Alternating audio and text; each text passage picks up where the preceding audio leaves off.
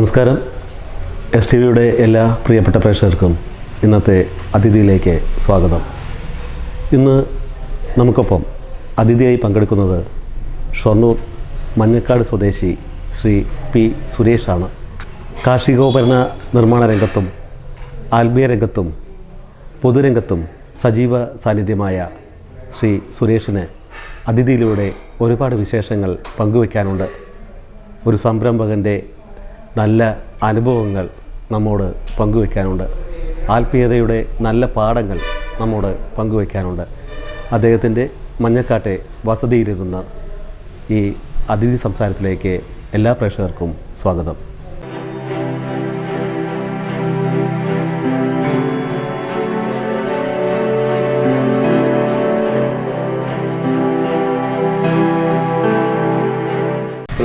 നമസ്കാരം. ഇന്നത്തെ അതിഥിയായിട്ട് STVയുടെ പ്രേക്ഷകർക്ക് മുമ്പിൽ സുരേഷ് ഏട്ടനാണ്. ഷൊർണൂർ നെടുങ്കോട്ടൂർ മഞ്ഞക്കാട്. അവിടെ അങ്ങോട്ട് നമ്മൾ ഈ തോട് കിടന്നാലാണ് പരുത്തിപ്പറയാവുക, നെടുങ്കോട്ടരൊക്കെ ആവുക. അപ്പോൾ സുരേഷ് ഏട്ടനെ സംബന്ധിച്ചോളം അമൃതാനന്ദമായി പറയുന്ന ഒരു ആത്മീയ വ്യക്തിത്വത്തെ ഏറെ ആദരവോട് കാണുന്ന ഒരാളാണ് എനിക്കറിയാം. ആ ആത്മീയതയുടെ എല്ലാ ശുദ്ധിയും നന്മയൊക്കെ തങ്ങി നിൽക്കുന്ന ഒരു ഭവനമാണ് സുരേഷ് ഏട്ടൻ്റെ ഈ സ്കന്ദസ്ഥാനം. തീർച്ചയായിട്ടും ഇവിടുത്തെ അംഗങ്ങളും ചേച്ചിയും മക്കളും എല്ലാവരും സുരേഷ് ഏട്ടൻ വളർത്തിയെടുത്ത സംസ്കാരം, ആത്മീയ സംസ്കാരം ഈ വീട്ടിനകത്തും നിങ്ങളുടെ പെരുമാറ്റത്തിലൊക്കെ അനുഭവിച്ച ആളുകൾ കൂടിയാണ്. അപ്പോൾ സുരേഷ് ഏട്ടൻ്റെ ഒരുപാട് വിശേഷങ്ങളാണ് ഇന്നത്തെ STVയുടെ പ്രേക്ഷകർക്കായി പങ്കുവയ്ക്കുന്നത്. സുരേഷ് ഏട്ടൻ്റെ ഒരു ജനപ്രതിനിധി എന്ന് പറയുന്ന ഒരു വേഷത്തിൽ ഷൊർണൂർക്കാർ കണ്ടിട്ടുണ്ട് അല്ലേ?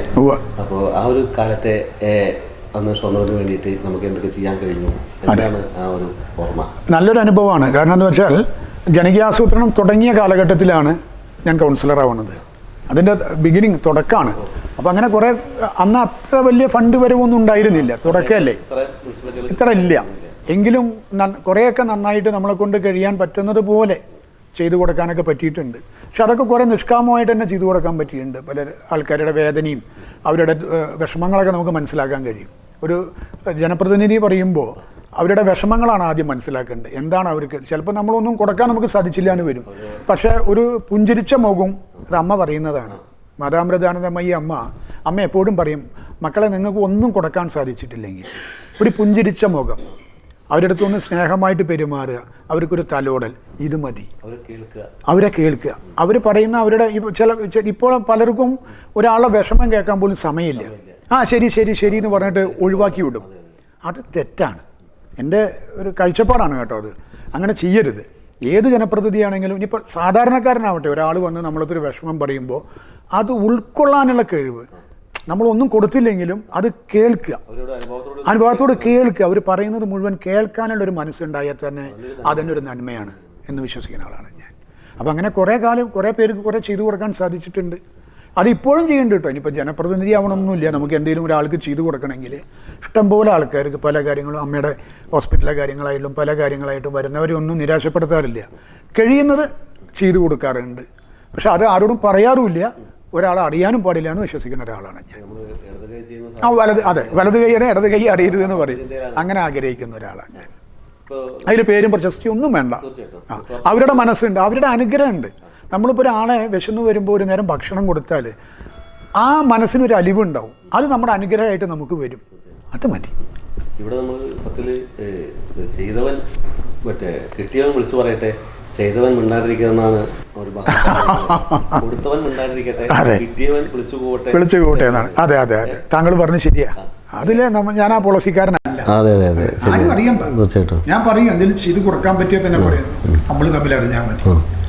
പക്ഷെ ആര് വന്നാലും കഴിയുന്ന പരമാവധി വ്യക്തിപരമായിട്ടും ചെയ്യാറുണ്ട്. എങ്ങനെ വേണമെങ്കിൽ ചെയ്ത് കൊടുക്കാം. അതിനുള്ള അവസരം ഈശ്വരൻ തരാറുണ്ട്, അമ്മ തരാറുണ്ട്. അതിനുള്ള കഴിവും അമ്മ തരാറുണ്ട്. അമ്മയുടെ ആ ഇത് പറയുന്നതനുസരിച്ച്, അമ്മ പറയുന്നതനുസരിച്ച് പരമാവധി പോകാൻ ശ്രമിക്കുന്നുണ്ട്. മുഴുവൻ അമ്മ പറഞ്ഞ പോലെ സാധിച്ചില്ല, അങ്ങനെ പരമാവധിയൊക്കെ ശ്രമിക്കാറുണ്ട്. ഇതുവരെ അത് ചെയ്തിട്ടുണ്ട്. നമുക്ക് തീർച്ചയായിട്ടും നമ്മുടെ ഏറ്റവും പ്രധാനപ്പെട്ട ഒരു കഥാപാത്രമാണ് മാതാമൃതാനന്ദമയി. അമ്മയിൽ നിന്ന് തുടങ്ങിയ സംസാരം തീർച്ചയായിട്ടും നമുക്ക് എപ്പോഴാണ് ഈ അമൃതാനന്ദമയി എന്ന് പറയുന്ന ഒരു സങ്കല്പ വിശ്വാസത്തോട് നമ്മൾ ആരാധിക്കപ്പെടുകയും അവരെ നമ്മൾ സ്വാധീനിക്കപ്പെടുന്നത് എപ്പോഴാണ്? അമ്മ ഞാൻ കാണുന്നത് ആദ്യമായിട്ട് അമ്മയെ കാണുന്നത് ഒരു 15 വയസ്സുള്ളപ്പോഴാണ്. SLC കഴിഞ്ഞ കാലഘട്ടം. അന്ന് ഷൊർണൂരിലെ ചില രാഷ്ട്രീയക്കാരിൽ ഞാനും ഒരു രാഷ്ട്രീയ പ്രവർത്തകനാണ്, ഒരു പ്രസ്ഥാനത്തിൻ്റെ കൂടെയാണ്. അന്ന് നിരന്തരം രാഷ്ട്രീയക്കാരനാണ്, താങ്കൾക്കറിയാലോ, നിരന്തരം രാഷ്ട്രീയക്കാരനാണ്. അന്നാണ് അമ്മേനെ ആദ്യമായിട്ട് കാണുന്നത്. MP മൂത്താടത്തിൻ്റെ വീട്ടിലാണ് അമ്മ വരുമ്പോഴാണ് കാണുന്നത്. അപ്പോൾ എൻ്റെ അമ്മയൊക്കെ അമ്മയെ കാണാൻ പോവുകയാണ്. അപ്പോൾ ഞാൻ ചോദിച്ചു, നിങ്ങളെങ്ങോട്ടാണ് പോകണേ ചോദിച്ചു. അപ്പോൾ പറഞ്ഞാൽ രാഷ്ട്രീയത്തിൻ്റെ അഹങ്കാരം. അന്ന് രാഷ്ട്രീയം എന്ന് പറഞ്ഞാൽ അന്ന്, പക്ഷെ അന്നത്തെ രാഷ്ട്രീയം ഒരു രസമായിരുന്നു, ഒരു അന്തസ്സുണ്ടായിരുന്നു രാഷ്ട്രീയത്തിന്. അന്ന് പോണ സമയത്ത് ഞാൻ അമ്മയോട് ചോദിച്ചു, എങ്ങോട്ടാണ് പോകണമെന്ന് ചോദിച്ചു. ഞാൻ അങ്ങനെ, അമ്മ വന്നിട്ടുണ്ട്, അമൃതാനന്ദമയി അമ്മ. അപ്പോൾ ഞാൻ പറഞ്ഞു, നിങ്ങളുടെ അമ്മ തൃശ്ശൂരല്ലേ, ഇതെന്താ അമ്മയെ ചോദിച്ചു ഞാൻ. അപ്പോൾ നീ പോയിക്കോ, നിന്നോട് സംസാരിക്കാൻ ഞാൻ ആളല്ല പറഞ്ഞിട്ട് അമ്മ പോയി കണ്ടു വന്നു. അപ്പോൾ കുറേ കഴിഞ്ഞപ്പോൾ എനിക്കും തോന്നി ഒന്ന് എന്താണ് മനസ്സിലാക്കാമല്ലോ. ഞാൻ അമ്മയുടെ അടുത്ത് ചെന്നു. അപ്പോൾ അമ്മ അങ്ങനെ ഇരിക്കുന്നുണ്ട്. അന്ന് അമ്മ ചെറുപ്പമാണ് ഇരിക്കുന്നുണ്ട്. അന്ന് ഇത്ര എസ്റ്റാബ്ലിഷ്ഡ് അല്ല നമ്മുടെ ആശ്രമം. വളരെ ഒരു ചെറിയൊരു വണ്ടി, അമ്മയുടെ 1-2 ബ്ലാക്ക് ആൻഡ് വൈറ്റ് ഫോട്ടോസ്, ഇങ്ങനെയൊക്കെ ആയിട്ട് ഒരു ചെറിയ ടേബിള്. വള്ളിക്കാവ് ഒന്നുമില്ല വള്ളിക്കാവിൽ. ഒരു ചെറിയൊരു കുടിൽ ചെന്ന ഒരു 60 പേര് തിങ്ങി തിരങ്ങി ഞങ്ങൾ ഇരിക്കണം, അങ്ങനത്തെ ഒരു കുടിൽ. അങ്ങനെ ഇരിക്കുമ്പോൾ അമ്മയെ കാണുകയാണ്. അപ്പോൾ അമ്മ അങ്ങനെ, അപ്പോൾ അന്ന് ഇങ്ങനെ ഓരോരുത്തർക്ക് ടോക്കൺ കൊടുക്കുന്നുണ്ട് ഇവിടെ. അന്ന് ഇവിടെ ഒരു DYSP ഉണ്ടായിരുന്നു, നമ്മുടെ ശശിയേട്ടൻ, ഷൊർണൂർക്കാരനാണ്. അന്ന് SI ആണ് അദ്ദേഹം. ശശിയേട്ടൻ, ഒരു പപ്പേട്ടൻ ഉണ്ടായിരുന്നു, സ്റ്റേറ്റ് ബാങ്കിലൊരു ഫീൽഡ് ഓഫീസർ.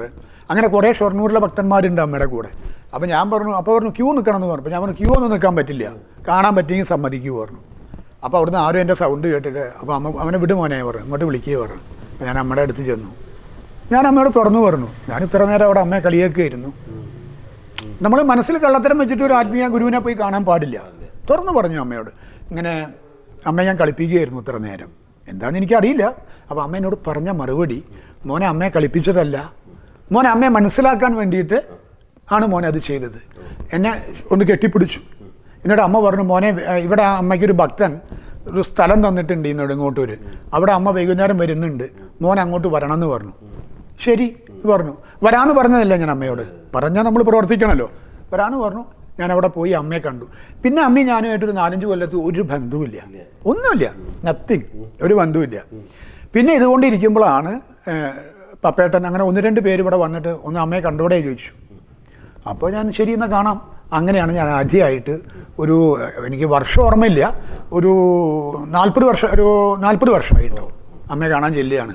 അപ്പോൾ എൻ്റെ വിചാരം ഇതൊക്കെ കാണുമ്പോൾ വലിയൊരു പ്രസ്ഥാനം, അങ്ങനെ നോക്കുമ്പോൾ ഒന്നുമില്ല, ഒരു ചെറിയ കുടിൽ, ഒരു 60 പേര് 50 പേരുണ്ടെന്ന് ആകെ. വള്ളിക്കാവിൻ്റെ സ്ഥിതി, അമ്മ ആ ഒരു ചെറിയൊരു കട്ടിലുണ്ട്, ഒരു മരക്കട്ടിൽ, അതിൽ അമ്മ ഇരിക്കുന്നുണ്ട്, ഒരു ചെറിയൊരു ഫാന്, അത് എത്രയോ കാലത്തെ മുന്നുള്ളൊരു ഫാനാണ്. ആ ഫാൻ ഓടുന്നുണ്ട്, അമ്മ അവിടെ ഇരിക്കുന്നുണ്ട്. ഒരാൾ ഇപ്പോഴത്തെ സത്യാത്മാന്ന് അന്ന് പറയും, ആ സ്വാമിജി അവിടെ ഇരുന്നിട്ട് ഭജന പാടുന്നുണ്ട്. അപ്പം ഞാനും അവിടെ ഇരുന്നു. അമ്മേൻ്റെ അടുത്ത് ചെന്നു, അമ്മേൻ്റെ മുഖത്തേക്ക് നോക്കി. അമ്മ കാതിൽ എന്തോ എന്നോട് പറഞ്ഞാൽ എനിക്ക് ഓർമ്മയില്ല, സത്യത്തിൽ പറഞ്ഞു, നമശിവായ എന്തോ പറഞ്ഞു. അത് ഭയങ്കര ഒരു എന്താ പറയുക, നമുക്കൊരു എനർജി, ശരീരം മുഴുവൻ ഒരു കോരിത്തരിച്ചൊരു എനർജി ഉണ്ടായിട്ട് അങ്ങനെയാണ് പിന്നെ നിരന്തരമായിട്ട് അമ്മയെ കാണുകയുണ്ടായി. പിന്നെ അമ്മയുടെ ഓരോ സേവാപ്രവർത്തനത്തിലും അമ്മയുടെ കാര്യങ്ങളും പ്രഭാഷണത്തിലൊക്കെ അമ്മയുടെ പോവും. പിന്നെ അമ്മ പോകുന്ന സ്ഥലങ്ങളിൽ, പ്രതിഷ്ഠയൊക്കെ നടക്കുന്ന സ്ഥലങ്ങളിൽ പോവും. അങ്ങനെയാണ് പാലക്കാട് ബ്രഹ്മസ്ഥാനം വരുന്നത്. അപ്പോൾ അവിടെ പോയിട്ട് സേവനം ചെയ്യും. അങ്ങനെയായിട്ട് അമ്മയായിട്ട് ഇപ്പോൾ ഒരു 10-40 വർഷമായിട്ട് അമ്മയുടെ കൂടെ അങ്ങനെ. അടുത്തെടുത്ത് പറയേണ്ട കാര്യം, ആ അമൃതാനന്ദമയോടുള്ള ആത്മീയ ആരാധന നമ്മുടെ 2 സംരംഭത്തിന് കാർഷിക രംഗത്ത് നമുക്ക് 2 കമ്പനികളുണ്ട്. അമ്മ അമൃത അല്ലേ, നമ്മുടെ 2 സ്ഥാപനത്തിനും സംരംഭത്തിനും അമ്മയുടെ പേര് ആദരപൂർവ്വം ഇട്ടുകൊണ്ടാണ് സുരേഷ് ചേട്ടൻ ആത്മീയപരമായ ആദരവ് കാണിച്ചത് അല്ലേ. വാണിയംകുളം ഇൻഡസ്ട്രിയൽ എസ്റ്റേറ്റിൽ പ്രവർത്തിക്കുന്നു. 30 വർഷത്തിലേറെയായി സംരംഭം. കാർഷിക രംഗത്തെക്കുറിച്ചും അമ്മയുടെ പേരിടാനുണ്ടായ അല്ലേ, അദ്ദേഹത്തിന് അതിൻ്റെ ഒരു ശിലാഫലകം അമ്മ. അപ്പോൾ അതൊന്ന് പ്രേക്ഷകർക്കായിട്ട്. അത് എങ്ങനെയാ വെച്ചാൽ, നമ്മൾ ഭക്തി എന്ന് പറഞ്ഞു കഴിഞ്ഞാൽ നമ്മൾ സറണ്ടർ ആവും. സറണ്ടറിങ് ഉണ്ടെങ്കിലേ നമുക്ക് വളരാൻ കഴിയുള്ളൂ. ആത്മീയത്തിലാണെങ്കിലും, ആത്മീയത്തിൽ വളരണമെങ്കിൽ, ഈശ്വരനെ അറിയണമെങ്കിൽ, ഈശ്വരനെ അറിയാന്ന് പറഞ്ഞാൽ വലിയൊരു ടാസ്ക്കാണ്. അത് നിസ്സാരം നമ്മളെ കൊണ്ടും സാധിക്കില്ല. പക്ഷെ എങ്കിലും നമുക്കൊരു ശ്രമം നടത്തണമെങ്കിൽ നമുക്കൊരു ഗുരു വേണം. ഇപ്പോൾ 1ാം ക്ലാസ്സിൽ പഠിപ്പിക്കുമ്പോൾ ABCD അല്ലെങ്കിൽ A E U പഠിപ്പിച്ചു തന്നതൊരു ഗുരുവാണ്. ഇതുപോലെ തന്നെയാണ് ആധ്യാത്മികത്തിലും. ആധ്യാത്മികത്തിൽ വളരണമെങ്കിൽ നമുക്കൊരു ഗുരു വേണം. ഗുരു എന്ന് പറഞ്ഞാൽ നമുക്കൊരു വഴി കാണിച്ചു വഴികാട്ടി. അപ്പൊ അമ്മ എൻ്റെ ജീവിതത്തില്, എൻ്റെ കുടുംബത്തില്, എൻ്റെ ഇപ്പോഴത്തെ ജീവിതത്തിന്റെ സ്ഥിതിയിലെല്ലാം വഴികാട്ടി എന്നെ നേരായ മാർഗത്തിലൂടെ കൊണ്ടുപോയ ആളാണ് അമ്മ. അപ്പൊ അമ്മ ഇപ്പൊ എനിക്കൊരു മനസ്സിൽ ആഗ്രഹം ഉണ്ടായിരുന്നു, അമ്മയെ കൊണ്ട് അമ്മയുടെ കയ്യിൽ നിന്ന് വേണം അതിൻ്റെ ഒരു ശിലാ സ്ഥാപിക്കാൻ, അല്ല ഫൗണ്ടേഷൻ സ്റ്റോൺ എന്ന് പറയില്ലേ, അപ്പൊ അത് വേണമെന്ന് പറഞ്ഞപ്പോൾ ആഗ്രഹിച്ചപ്പോ ഞാൻ നോക്കിയ വള്ളിക്കാല് വിളിച്ചു ചോദിച്ചപ്പോ അമ്മ പൂനെയില. എന്ത് ചെയ്യും? കിട്ടിയ വണ്ടിക്ക് കയറി പൂനെക്ക്, കിട്ടിയ വണ്ടിക്ക് പൂനെക്ക് കയറി. അതാണ് അമ്മയുടെ കാര്യത്തിൽ അങ്ങനെയാ. അപ്പൊ അന്ന് റിസർവേഷൻ ഒന്നും ഇല്ലാണ്ടേ കയറി. അപ്പൊ അന്ന് നോക്കുമ്പോ ഷൊർണൂരുള്ളൊരു അറിയുന്നൊരു TT ആയിരുന്നു. അപ്പൊ എവിടേക്കാ പോകുന്ന വെച്ചാൽ അങ്ങനെ പൂനെക്ക് പോകണം, ഒന്നും അറിയില്ല എനിക്ക്, പൂനെ കണ്ടിട്ടുമില്ല, പരിചയം അധികമില്ല. പോയിട്ടുണ്ട് ഈ കർണാടക സൈഡിലൊക്കെ പോയിട്ടുണ്ട്, നോർത്തിൽ അങ്ങനെ പോയിട്ടില്ല. അപ്പൊ പൂനെക്ക് പോവാണ് പറഞ്ഞു. അപ്പോൾ ഫുള്ളാണല്ലോ വണ്ടി പറഞ്ഞു, എന്തെങ്കിലും വേക്കൻറ്റ് വന്നാൽ തരാട്ടോ എന്ന് പറഞ്ഞു. അവിടെ ഇരിക്കുക പറഞ്ഞിട്ട് ഒരു സ്ഥലത്ത് തന്നെ ഇരുത്തി. കുറച്ച് കഴിഞ്ഞ് പാലക്കാട് ഈരോട് കഴിഞ്ഞപ്പോൾ അദ്ദേഹം വന്നിട്ട് പറഞ്ഞു, ഇപ്പോഴും ഓർമ്മയുണ്ട്, 12ാം നമ്പർ ബർത്ത് നിനക്ക് തന്നിട്ടുണ്ട്, അതിന്റെ പൈസ അടച്ച് അതിൽ കയറി. പിറ്റേ ദിവസം അവിടെ എത്തി ഞാൻ. നിഗിഡി എന്ന് പറഞ്ഞ സ്ഥലത്താണ് അമ്മയുടെ ആശ്രമം. അത് തണുപ്പ് എന്ന് പറഞ്ഞാൽ ഭയങ്കര തണുപ്പാണ്, അതിശൈത്യം. ഈ തണുപ്പൊന്നും അല്ല, ഒരു 10-20-30 വർഷം മുന്നത്തെ ആട്ട കാര്യം പറയുന്നത്. ഭയങ്കര തണുപ്പാണ്. നിഗിഡി എന്ന് പറഞ്ഞു കഴിഞ്ഞാൽ തണുപ്പുള്ളൊരു സ്ഥലമാണ്. സ്റ്റേഷനിൽ ഇറങ്ങി ഓട്ടോറിക്ഷ, കുറച്ച് ലാംഗ്വേജ് അറിയണോണ്ട് എന്ത് ചെയ്തു, ഹിന്ദി കുറച്ചറിയാം, ഇംഗ്ലീഷ് കുറച്ചറിയാം, ലാംഗ്വേജ് പ്രോബ്ലം ഇല്ല. അപ്പോൾ ഞാൻ പറഞ്ഞു എനിക്ക് നിഗിഡി ഒന്ന് പോകണമെന്ന് പറഞ്ഞു. അതിന് വെയിറ്റ് ചെയ്യാന്ന് പറഞ്ഞിട്ട് എന്നെ ഇരുത്തി അദ്ദേഹം നിഗിഡിയിൽ കൊണ്ട് ആശ്രമത്തിൻ്റെ മുന്നിൽ കൊണ്ട് ഇറക്കി തന്നു. അപ്പോൾ ആശ്രമം, അപ്പോൾ അവിടെ ചെന്നപ്പോൾ വയസ്സ് മാറിയുള്ള സമയമാണ്, 5:30 മണി 6 മണിക്ക് എത്തി. അപ്പോൾ അവിടെ അർച്ചനയ്ക്കുള്ള എല്ലാ ഒരുക്കങ്ങളും നടക്കുന്നുണ്ട് അമ്മയുടെ അവിടെ. അപ്പോൾ സ്വാമിജിമാരൊക്കെ നമ്മൾ അറിയും. അപ്പോൾ ചോദിച്ചു, സുരേഷ് അപ്പോഴെ എത്തി ചോദിച്ചു. അപ്പോൾ ഞാൻ പറഞ്ഞു വലിയ സ്വാമിജിയുണ്ട്, ബ്രഹ്മചാരികളുണ്ട്.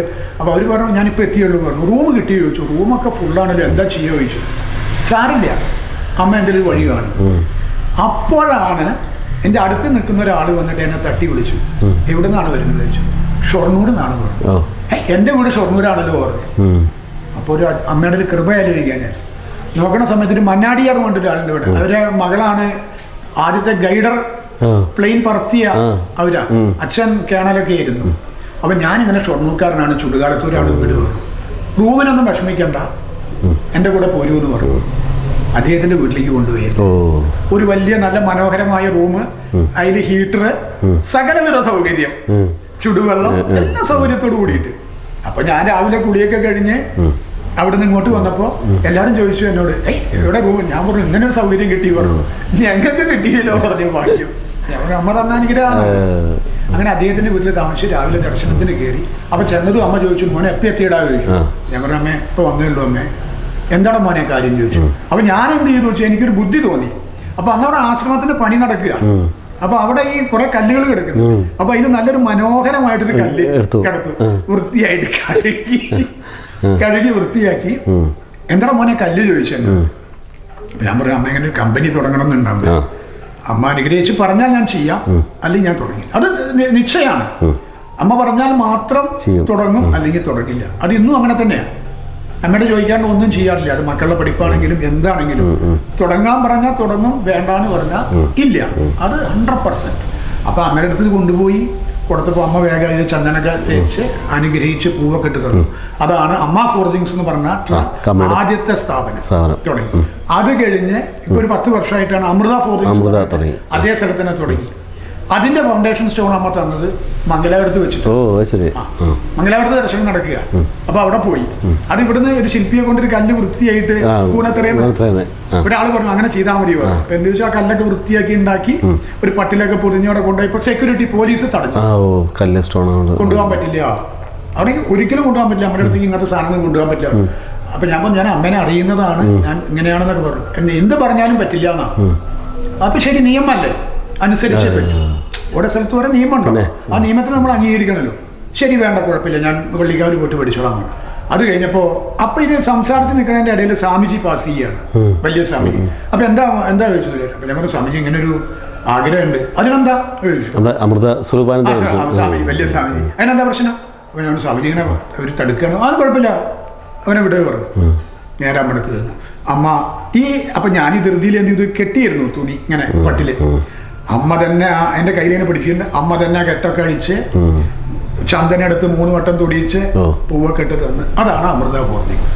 അങ്ങനെയാണ് ഈ 2 ഇത് രണ്ടും അമ്മയുടെ അനുഗ്രഹം കൃത്യമായി. കാരണം എനിക്ക് അല്ലേ അന്നത്തെ സുരേഷ് ഏട്ടനല്ല, അതിന് നമ്മുടെ ഒരു വളർച്ച, നമ്മുടെ സംരംഭം അല്ലേ, തീർച്ചയായിട്ടും നമ്മുടെ ജീവിതം അമ്മയുടെ അനുഗ്രഹം തന്നെയാണ്. ഞാൻ കഴിക്കുന്ന ഭക്ഷണം വരെ അനുഗ്രഹം. 2 സ്ഥാപനത്തിന്റെയും വളർച്ചയും ഉയർച്ചയും അല്ലേ നമ്മുടെ സ്വപ്നത്തിലൊത്ത് അതിന് ഉയർത്തി കൊണ്ടുവരാൻ കഴിഞ്ഞു. ഇന്നിപ്പോ നമ്മൾക്ക് അവിടെ എന്ത് കാർഷികോപകരണങ്ങളെ പറ്റി പറയുമ്പോൾ ആ സ്ഥാപനത്തിൽ എന്തൊക്കെയാണ് നമ്മൾ അവിടെ പ്രൊഡക്ഷൻ ഇംപ്ലിമെന്റ്സ് ആണ്. ഇംപ്ലിമെന്റ്സിന് കൃഷിക്കുള്ള ആയുധങ്ങൾ.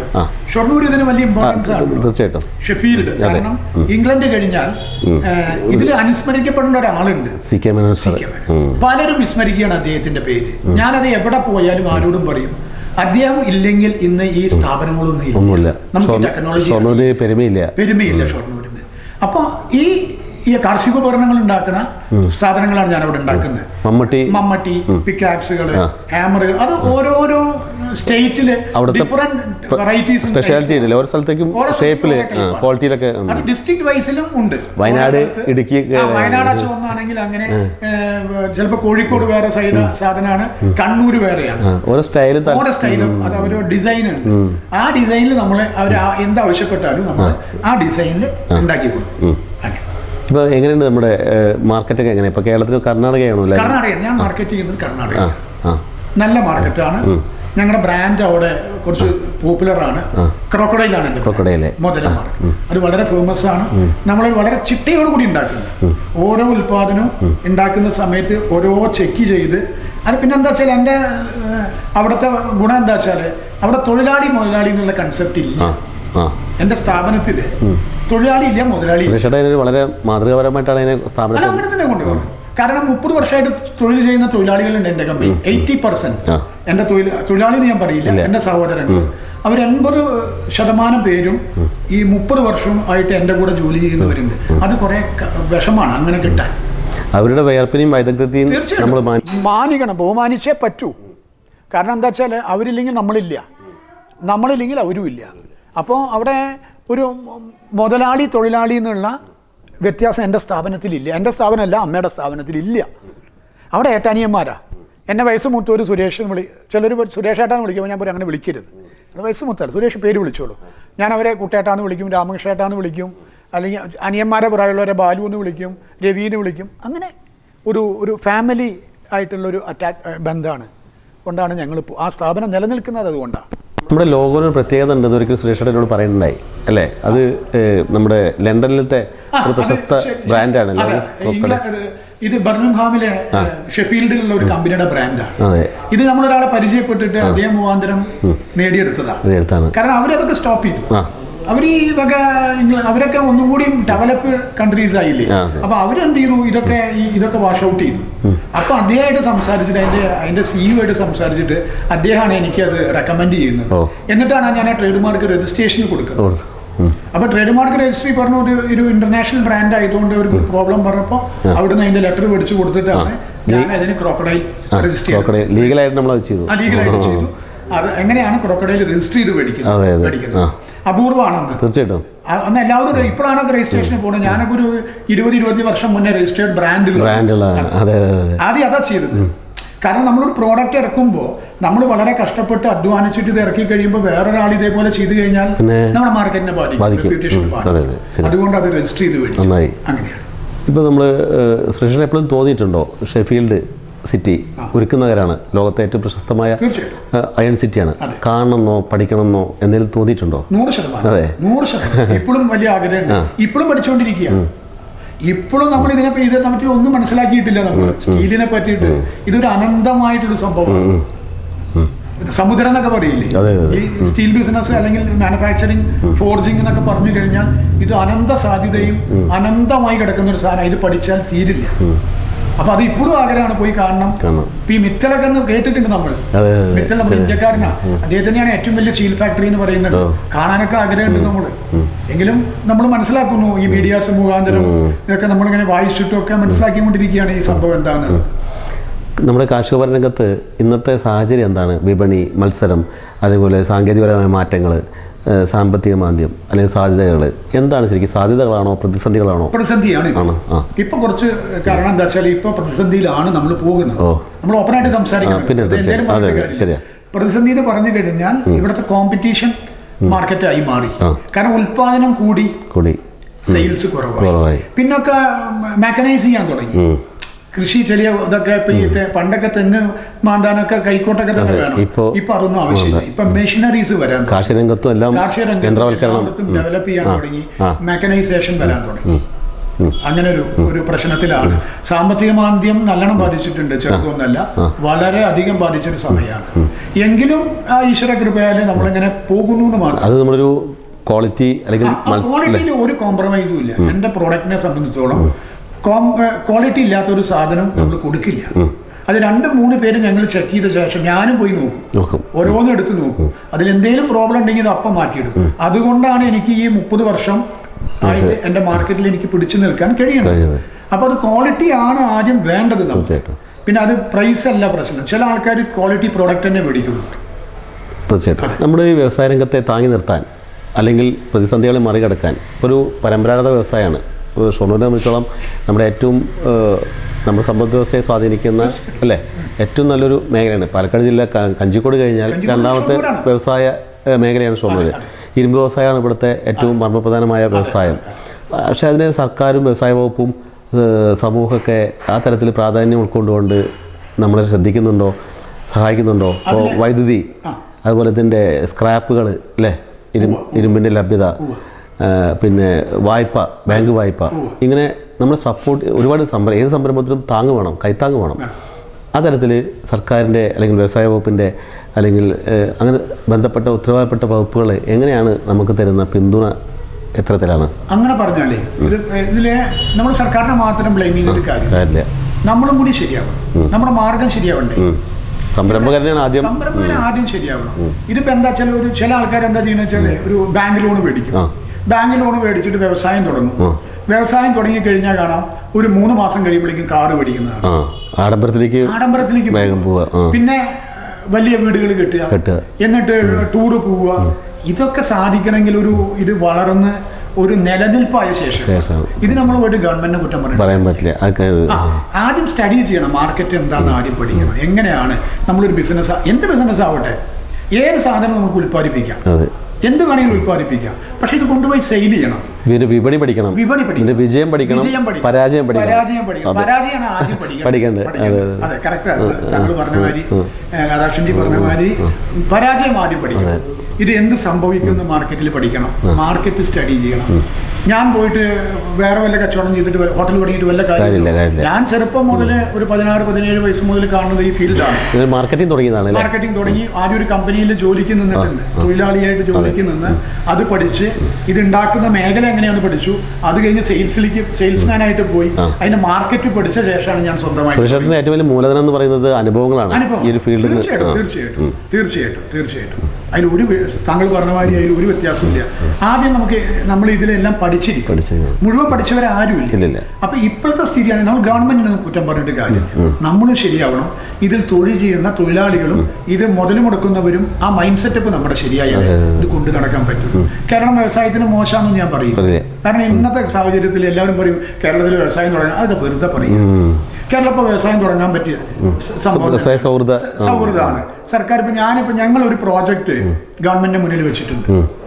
ഞങ്ങൾ ഇതൊന്ന് മാറ്റിയിട്ട് വേറൊരു സ്റ്റീലിന്റെ ഒരു പുതിയ ഫോർജിങ്, കുറച്ചും കൂടി മെക്കനൈസ് ചെയ്തിട്ടുള്ള ഒരു ഫോർജിങ് പ്രോജക്റ്റിലേക്ക് പോകാൻ വേണ്ടിയിട്ട് ഒരു വലിയ പ്രോജക്റ്റാണ്, ചെറിയ പ്രോജക്റ്റ് ഒന്നല്ല. ബാങ്ക് തന്നെ ഒരു ഹ്യൂജ് എമൗണ്ട്, ഞാനിപ്പോൾ പറയുന്നില്ല, വലിയ എമൗണ്ട് ബാങ്ക് തരുന്നുണ്ട്. പിന്നെ നമ്മൾ കുറച്ച് പാർട്ട്നേഴ്സ്, റിലേഷൻസ് ഉണ്ട്. എൻ്റെ കൂടെ പഠിച്ച ഗൾഫിലുള്ള കുറേ ഫ്രണ്ട്സ് ഉണ്ട്. എല്ലാവരും കൂടിയിട്ട് ഒരു വലിയൊരു പ്രോജക്റ്റിലേക്ക് പോകാൻ വേണ്ടി നിൽക്കുക. അപ്പോൾ അതിൻ്റെ പേപ്പർ നമ്മൾ സബ്മിറ്റ് ചെയ്തപ്പോൾ അതിനെല്ലാം അനുകൂലമായ തീരുമാനം ഉണ്ടായിരുന്നു. നമ്മളൊരു കൺസോർഷ്യം എന്ന് പറയുന്ന ഒരു സംഭവം തിരുപ്പൂര് ക്ലസ്റ്റർ മോഡലിൽ ഉണ്ടായിരുന്നു. അത് വേണ്ടത്ര വിജയിച്ചില്ല, അല്ലെങ്കിൽ വേണ്ടത്ര അതിന് ഫലപ്രദമായി ഉപയോഗിച്ചില്ല എന്ന് തോന്നലുണ്ടോ, വിലയിരുത്തലുണ്ടോ? അല്ല, നമ്മുടെ ഇരുമ്പ് വ്യവസായം ചെറുതായിട്ട് എന്താ പറയുക, അത് വിജയിക്കാത്തതിന്റെ കാരണം എന്താ അറിയോ, അത് ഞങ്ങൾ തമ്മിലുള്ള ചില ഐക്യമില്ലായ്മ, അത് വലിയൊരു തെറ്റാണ്. സാധ്യത മനസ്സിലാക്കാണ് ഞങ്ങൾ തമ്മിൽ ഒരു ചെറിയ എല്ലാവരും കുറച്ച് ഒരു മത്സരം ആർക്കും വിടാൻ അതൊരു അബദ്ധമാണ് പറ്റിയത്, തെറ്റാണ്. അത് ശരിക്കും നല്ലതായിരുന്നു. അത് ഇപ്പോഴും ചെയ്യാം. ഇതൊന്നും പ്രശ്നമില്ല. ഇതിപ്പോ എന്താ അറിയോ, പിന്നെ ഇവിടുത്തെ വ്യവസായികൾ ഞങ്ങളെ സംബന്ധിച്ചോളം ഞങ്ങൾ എല്ലാവരും ഒറ്റക്കെട്ടന്നെ. ഇപ്പം എന്ത് പ്രശ്നങ്ങളുണ്ടെങ്കിലും എന്ത് കാര്യങ്ങളുണ്ടെങ്കിലും എല്ലാവരും ഒറ്റക്കെട്ടായിട്ട് നീങ്ങും. ഇപ്പൊ എനിക്കൊരു പ്രശ്നം വന്നാൽ എൻ്റെ സുഹൃത്തുക്കളാണ് ഇവിടുത്തെ വ്യവസായികൾ, അവരെൻ്റെ സഹോദരങ്ങളാണ്, അവർ എൻ്റെ കൂടെ തന്നെ ഉണ്ടായിട്ടുണ്ട്, ഇനിയും ഉണ്ടാവും. ഞങ്ങൾ തിരിച്ചു അങ്ങനെ തന്നെയാണ്. പക്ഷെ അന്ന് ചില അഭിപ്രായ വ്യത്യാസങ്ങൾ വന്നു. ചില അഭിപ്രായ വ്യത്യാസങ്ങൾ വന്നതുകൊണ്ടാണ് അത് അങ്ങനെ സംഭവിച്ചത്. അതിനി സംഭവിക്കാതിരിക്കാനും നമുക്ക് നോക്കാം, അത് തിരിച്ചു കൊണ്ടുവരാനും സാധിക്കും. തീർച്ചയായിട്ടും കൺസോർഷ്യം വീണ്ടും തെറ്റിദ്ധരിച്ചിട്ട് തീർച്ചയായിട്ടും വരണം. കാരണം തിരുപ്പൂരിൻ്റെ അവിടെ ആയിരക്കണക്കിന് ടെക്സ്റ്റൈൽസ് മേഖല തകർന്നപ്പോൾ അവിടെ കൺസോർഷ്യം എന്ന് പറയുന്ന ഒരു സാധ്യത കൊണ്ടുവരികയും തിരുപ്പൂരിനെ രക്ഷിച്ചെടുത്ത ഒരു മാർഗ്ഗമായിരുന്നു അത്. അതേ അനുകരിച്ചുകൊണ്ടാണ് ഷൊർണൂരിൻ്റെ വ്യവസായ ഭൂപടത്തിലേക്ക് അത് കൊണ്ടുവന്നത്. പക്ഷേ അത് തിരുപ്പൂർ അത് അവിടുത്തെ അവരെല്ലാവരും ഐക്യം കൊണ്ടും അതിന് അത് ഞങ്ങൾക്ക് ആവശ്യമാണെന്നുള്ള രീതിയിലെടുത്തു. ഇവിടെ പക്ഷേ ആ കൺസോർഷ്യത്തെ വേണ്ടത്ര പഠിക്കാനും മനസ്സിലാക്കാൻ ഉപയോഗിക്കാൻ പറ്റില്ല. ശരിക്കും വെൽ സ്റ്റഡീഡ് ആണ് കാര്യം. സത്യമായിട്ടുള്ള കാര്യം, നമ്മുടെ സത്യത്തിനെ നിഷേധിക്കാനൊന്നും പാടില്ല. സത്യമായിട്ടുള്ള കാര്യം. ചില അഭിപ്രായ വ്യത്യാസങ്ങൾ ഞങ്ങൾ ഉണ്ടായിരുന്നു. ആ അഭിപ്രായ വ്യത്യാസങ്ങളൊക്കെ മാറി ഞങ്ങൾ രണ്ടാമത് തിരിച്ച് ഗംഭീരമാക്കാനുള്ള പരിശ്രമത്തിലാണ്. തീർച്ചയായിട്ടും അത് വളർത്തണം. കാരണം ഇനി ഒരു തലമുറയ്ക്കും കൂടി അത് ഉപയോഗം. ഇപ്പോൾ ഒരു സുരക്ഷയുടെ കാഴ്ചപ്പാടിൽ എത്രത്തോളം യൂണിറ്റുകൾ ഇപ്പോൾ ഇവിടെ ഇരുമ്പ് വ്യവസായ മേഖലയിൽ നിലനിൽക്കുന്നുണ്ട്, ഇതിനെ ആശ്രയിച്ചുകൊണ്ട് എത്രത്തോളം തൊഴിലാളികൾ ഇപ്പോൾ വിദഗ്ധ തൊഴിലാളികളാണ് അല്ലേ? കാരണം ഇത് അത്രയും എളുപ്പം ആർക്കും സാധ്യമായൊരു തൊഴിൽ മേഖലയല്ല. അതുപോലെ തന്നെ ഇതര സംസ്ഥാന തൊഴിലാളികൾ ഒരുവിധം കേരളത്തിൻ്റെ എല്ലാ തൊഴിൽ മേഖലയിലേക്ക് കയറി വന്നപ്പോഴും നമ്മുടെ ഈ മേഖലയിലേക്ക് അത്രയധികം കടന്നു വന്നിട്ടില്ല.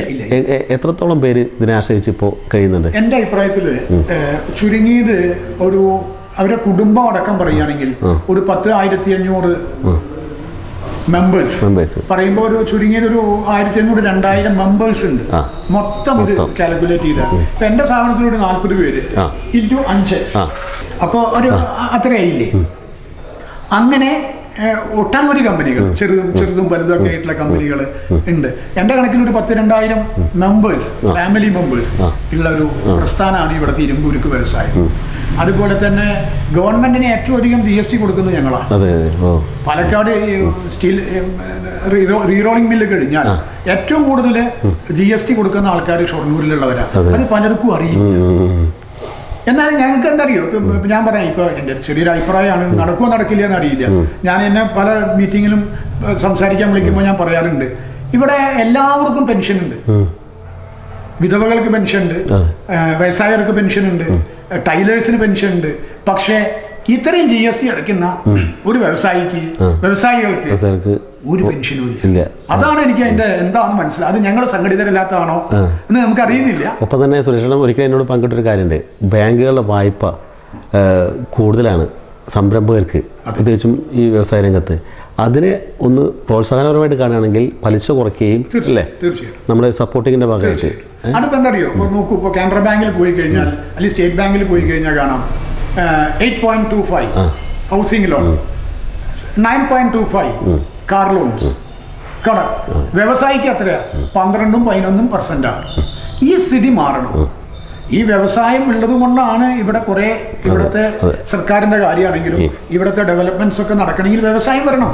വ്യവസായം ഇല്ലാത്ത രാജ്യത്തിന് നിലനിന്ന് പോകാൻ സാധിക്കില്ല, ഒരു രാജ്യത്തിനും കഴിയില്ല. അപ്പൊ ആ വ്യവസായികളെ പ്രോത്സാഹിപ്പിക്കണ്ടേ?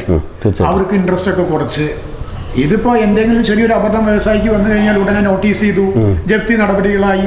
ഇതൊക്കെ മാറ്റി വെച്ചുകൊണ്ട് പിന്നെ ഗവൺമെന്റ് കുറെ സഹായിക്കുന്നുണ്ട്. സെൻട്രൽ ഗവൺമെന്റ് ആണെങ്കിലും ഇപ്പൊ മുദ്ര വായ്പ എന്നൊക്കെ പറഞ്ഞ് 10 ലക്ഷം വരെ ഈട് വേണ്ട എന്നൊക്കെ പറഞ്ഞ് ലോണുകൾ കൊടുക്കുന്നുണ്ട്. പക്ഷെ അതെന്താ അതിന് ബാങ്കിന് ചില ആൾക്കാരായിട്ട് സംസാരിക്കുമ്പോൾ അത് ചിലവർ വൃത്തിയായിട്ട് യൂട്ടിലൈസ് ചെയ്യാത്തവരുണ്ട്, വൃത്തിയായിട്ട് യൂട്ടിലൈസ് ചെയ്യാത്ത ആൾക്കാരുണ്ട്, വൃത്തിയായിട്ട് യൂസ് ചെയ്യുന്നവരുണ്ട്. അപ്പൊ ഈ യൂസ് വരുമ്പോഴാണ് ഈ വൃത്തിയായിട്ട് ചെയ്യുന്നവർക്ക് പ്രശ്നം. വായ്പ ഉപയോഗപ്പെടുന്നതിൽ അതിജാഗ്രത വേണം. അതാ ഞാൻ നേരത്തെ പറഞ്ഞ ഉടനെ കാറ് മേടിക്കുക, വീട് കെട്ടുക, ദുബായിക്കും മറ്റേ യാത്ര ചെയ്യുക, ഇതൊന്നും ബാങ്ക് വായ്പ എടുത്തിട്ട് ആവരുത്. വേണ്ടെന്നല്ല ഞാൻ പറയുന്നത്. ഞാനൊക്കെ ഒരു കാറ് മേടിച്ചത് 15 കൊല്ലം കഴിഞ്ഞിട്ടാണ്. അപ്പൊ എന്നോട് ചെല്ലുമ്പോൾ ബാങ്കിലെ മാനേജർ ചോദിക്കും, ഒരു കാറ് മേടിച്ചോടെ ചോദിക്കും. അപ്പൊ ഞാൻ പറയും, സാറിന്റെ കാശ് കൊണ്ട് കാറ് മേടിക്കണോ? ഞാൻ മേടിക്കാം. കാരണം നമ്മൾ നമ്മുടെ നിലനിൽപ്പ് ബേസ് അറിഞ്ഞ ശേഷം മാത്രമേ ചെലവാക്കാൻ പാടുള്ളൂ. ഇവിടുത്തെ ചെറുപ്പക്കാരായിട്ടുള്ളവർക്ക് പറയാനുള്ളത് എനിക്ക്, ചെറുപ്പക്കാരെന്തായാലും വെച്ചാൽ ഉടനെ പോയിട്ടൊരു കാറ് മേടിച്ചു ഇങ്ങനെ ആർഭാടായിട്ട് ഇത് പാടില്ല. അപ്പോഴാണ് ഈ ബിസിനസ്സിനെ ബാധിക്കുന്നത്. ബിസിനസിന്റെ പൈസ ബിസിനസ്സിൽ തന്നെ ഉണ്ടാവണം, അതിന് ഒന്നും എടുക്കാൻ പാടില്ല. തീർച്ചയായിട്ടും അത് അതിന്റെ വളർച്ചയ്ക്ക് പാടുള്ളൂ. സുരേഷ് ഏട്ടൻ ബിസിനസ് രംഗത്ത് യുവാക്കൾക്ക്, കടന്നു വരുന്ന ഓരോ യുവാക്കൾക്കും യുവ സംരംഭകർക്കും മാർഗദർശനം നൽകുന്ന ഏറ്റവും നല്ല കാമ്പിൾ അഭിപ്രായമാണ് നമ്മുടെ അതിഥിയിലൂടെ പങ്കുവച്ചത്. സുരേഷ് ചേട്ടൻ്റെ വാക്കുകൾ ഓരോ യുവ സംരംഭകനും വളരെ കേട്ട് പഠിക്കേണ്ടതാണ്, പാഠപുസ്തകമാവട്ടെ. ഒപ്പം തന്നെ ഈ നമ്മുടെ കുടുംബത്തെക്കുറിച്ച് സുരേഷ് ചേട്ടൻ, നമ്മുടെ ചേച്ചി, കുട്ടികൾ ഒന്ന് പങ്കുവച്ചാൽ. തീർച്ചയായിട്ടും. എൻ്റെ വൈഫ്, അവളുടെ പേര് ഉഷ എന്നാണ്. എൻ്റെ അമ്മയുടെ അമ്മാവൻ്റെ മോളാണ്. തൃശ്ശൂരാണ് അവളുടെ വീട്. എൻ്റെ മൂത്ത മോൻ, അവൻ്റെ പേര് അർജുൻ. അവൻ അമൃതയിലാണ് പഠിച്ചത്. ബിടെക് അവിടെ കഴിഞ്ഞു, എംടെക് അവിടെ കഴിഞ്ഞു. അത് കഴിഞ്ഞ് അവൻ കുവൈത്തിൽ ഒരു ഓയിൽ റിഫൈനറി കമ്പനിയിൽ ജോലി ചെയ്തു. ഇപ്പൊ അവൻ ഒന്നും കൂടി പഠിക്കണം എന്ന് പറഞ്ഞിട്ട് കാനഡ പോയിട്ടുണ്ട്. അവിടെ പഠിക്കുന്നു, ജോലിയും ചെയ്യുന്നുണ്ട്, പഠിക്കുന്നുണ്ട്.